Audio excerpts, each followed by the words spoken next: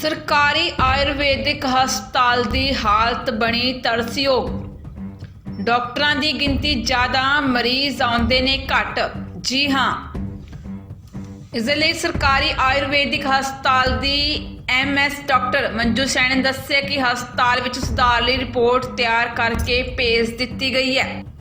ਦੱਸਣਾ ਬਣਦਾ ਹੈ ਕਿ ਪਟਿਆਲਾ ਦੇ ਸਰਕਾਰੀ ਆਯੁਰਵੈਦਿਕ ਹਸਪਤਾਲ ਦੀ ਹਾਲਤ ਤਰਸਯੋਗ ਹੋ ਗਈ ਹੈ। ਇਹ ਹਸਪਤਾਲ 1952 ਵਿੱਚ ਬਣਾਇਆ ਗਿਆ ਸੀ। ਕੋਈ ਸਮਾਂ ਸੀ ਜਦੋਂ ਇਸ ਹਸਪਤਾਲ ਵਿੱਚ ਮਰੀਜ਼ਾਂ ਲਈ ਲੰਬੀਆਂ ਕਤਾਰਾਂ 'ਚ ਖੜੇ ਹੋ ਕੇ ਇਲਾਜ ਦੀ ਉਡੀਕ ਕਰਦੇ ਸਨ। ਪਰ ਅੱਜ ਹਸਪਤਾਲ ਦੀ ਅਸਲ ਹਾਲਤ ਦਾ ਜਾਇਜ਼ਾ ਲਿਆ ਗਿਆ ਤਾਂ ਡਾਕਟਰਾਂ ਦੀ ਗਿਣਤੀ ਜ਼ਿਆਦਾ ਹੈ ਤੇ ਮਰੀਜ਼ ਨਾ ਮਾਤਰ ਹੀ ਦਿਖਾਈ ਦਿੱਤੇ। ਇਸ ਦੇ ਨਾਲ ਹੀ ਡਾਕਟਰ ਮੰਜੂ ਸੈਣੀ ਨੇ ਲੋਕਾਂ ਨੂੰ ਅਪੀਲ ਕੀਤੀ ਹੈ, ਹਸਪਤਾਲ ਆ ਕੇ ਆਯੁਰਵੈਦਿਕ ਦਵਾਈਆਂ ਅਤੇ ਪੰਚਕਰਮਾ ਇਲਾਜ ਦੇ ਲਾਭ प्राप्त करो। रेक्टल डिजीज क्षार सूत्र से बहुत अच्छे से ट्रीट की जाती है। हमारी आई की OPD है अलग से, आई के प्रोसीजर्स वहाँ पे अलग से होते हैं, ENT की अलग से है, ईयर के प्रोसीजर्स अलग से होते हैं। फिर हमारी बाल रोग की है OPD, पीडियाट्रिक्स में हमारे बच्चों का बहुत सारे जैसे ऑटिज़म है और स्वर्ण प्राशन के इम्यूनिटी बूस्टर स्वर्ण प्राशन कैंप्स लगते हैं, वो बहुत सारे पेशेंट्स आते हैं हमारे।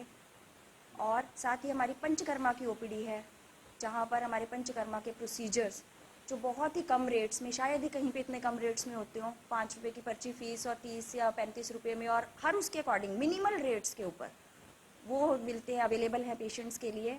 और उसमें भी सीनियर सिटीजन्स को और पंजाब गवर्नमेंट के एम्प्लॉयज़ के लिए वो फ्री हैं बिल्कुल। सीनियर सिटीजन्स की ना पर्ची फ़ीस है ना प्रोसीजर फ़ीस है, वो सारे यहाँ पे इस हॉस्पिटल में जो है वो ईज़िली अवेलेबल है पेशेंट्स को।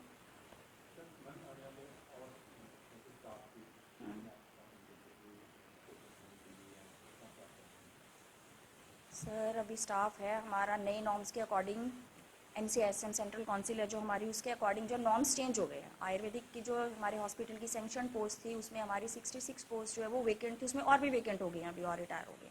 ये मैं अकेले आपको हॉस्पिटल का डाटा बता रही हूँ, लेकिन अब NCISM के अकॉर्डिंग बहुत सारी पोस्ट, नई पोस्ट जो है वो जनरेट करनी होंगी। उनके अकॉर्डिंग जो है वो कॉलेज, क्योंकि अब यूनिवर्सिटी के अंडर चला गया, कॉन्स्टेंट कॉलेज बन गया है, तो यूनिवर्सिटी की तरफ से जो है वो यूनिवर्सिटी को डिमांड भेज दी गई है उन पोस्टों को फिल करने के लिए, और वो फाइल चल रही है, दैट इज़ अंडर प्रोसेस, और वो बहुत जल्दी भर ली जाएंगी। जो हमें बहुत ज़रूरी पोस्टें थी वो यूनिवर्सिटी के द्वारा जो है वो आउटसोर्स से हमारे यहाँ पे भर दी गई।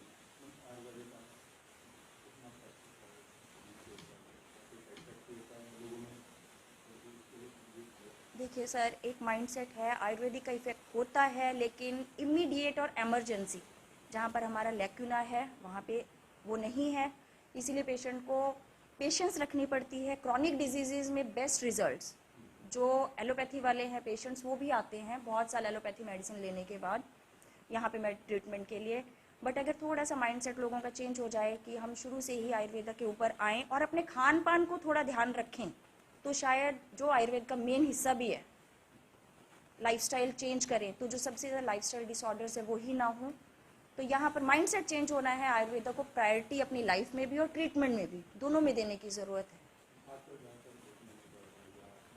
ये सारे सर लाइफस्टाइल डिसऑर्डर्स हैं, हमारी लाइफस्टाइल, खाना पीना, रहना सहना सबका चेंज हो गया है। अब हम थोड़ी सी दूर भी जाते हैं, स्कूटी उठाते हैं, पैदल चलते नहीं हैं, खाना रात को जागना, दिन में सोना, सब हमारा जो आयुर्वेदा के अकॉर्डिंग जो हमारी दिनचर्या है वो बिल्कुल चेंज हो गई है। सर हमारे यहाँ कैंप्स लगते हैं, बाल रोग में हमारे स्वर्ण प्राशन, एवरी पुष्य नक्षत्र पे हमारे यहाँ स्वर्ण प्राशन ड्रॉप्स लगती हैं। योगा का हमारा डेली OPD होती है, पेशेंट्स भी आते हैं वहाँ पर, योगा डे पे कैंप लगता है, और बाहर भी हमारे गांव में भी जो है वो इसको अवेयरनेस के लिए हमारे कैंप लगते हैं।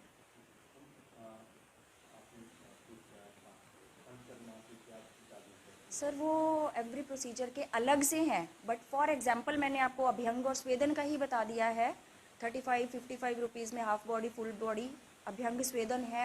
ऐसी कटी बस्ती के ये एक एग्जांपल दिया है, बाकी कटी बस्ती, जानू बस्ती, शिरोधारा, उनके जो है वो नॉमिनल चार्जेस हैं।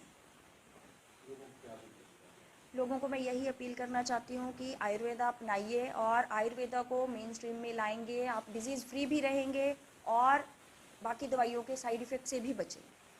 आयुर्वेदा अपनाइए, स्वस्थ रहिए।